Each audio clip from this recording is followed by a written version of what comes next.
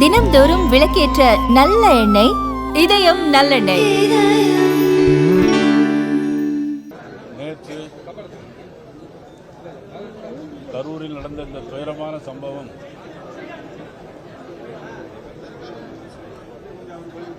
இந்தியாவையே உலுக்கி இருக்கிற மாபெரும் ஒரு துயரமான சம்பவம்.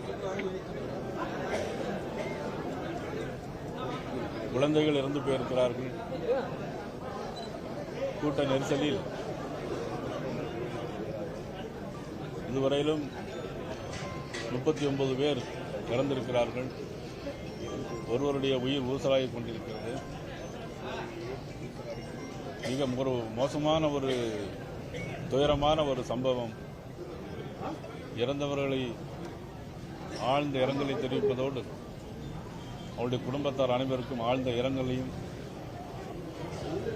வருத்தத்தையும் தெரிவித்துக் கொண்டு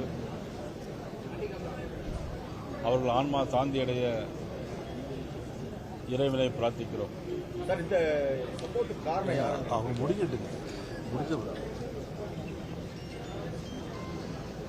இந்த சம்பவத்தை பொறுத்த மட்டும் இன்றைக்கு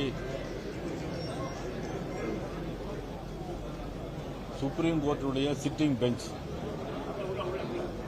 உடனடியாக இதை விசாரணைக்கு எடுத்துக்கொள்ள வேண்டும். நேரடி விசாரணைக்கு எடுத்துக்கொண்டு இதுக்கு விசாரணை செய்ய வேண்டும் என்று தமிழக பாரதிய ஜனதா கட்சியினுடைய சார்பாக நான் கேட்டுக்கொள்கிறேன். சார், உயர்நீதிமன்றம் பல்வேறு அறிவுரைகளை சொல்லிட்டு விதிமுறைகளையும் விதித்திருக்கு. அதே போல போலீஸ் தரப்புலையும் சொல்லியும் 8:45 கூட்டம் நடைபெறுகின்ற இடத்துல 2:30 மணிக்கு தான் வந்தாங்க. அதே மாதிரி இங்க 3 மணிக்கு கொடுத்த இடத்துல நைட்டு 7 மணிக்கு தான் வந்தாங்க. இதை எப்படி பார்க்கணும்? அதாவது இந்த சம்பவத்தை பொறுத்த மட்டும் உடனடியாக யாரையும் குறை சொல்வது என்பது தீர விசாரிக்க வேண்டும். அதனால் உச்சநீதிமன்றம் உடனடியாக இன்னைக்குள்ள சிட்டிங் பெஞ்ச் இது உடனடியாக விசாரிக்க வேண்டும். தமிழக பாரதிய ஜனதா கட்சியின் சார்பாக நான் தெரிவித்துக் கொள்கிறேன்.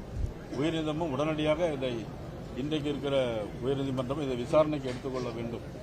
விசாரணை வேண்டும். காவல்துறையோட பாதுகாப்பு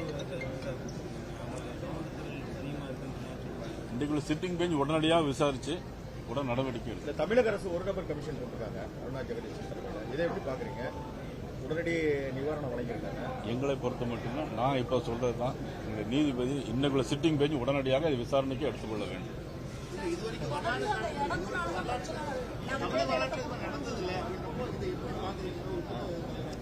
நாங்க இடத்தெல்லாம் பார்த்துட்டு வந்து கரெக்டா பார்த்து சொல்றோம். விசாரிச்சு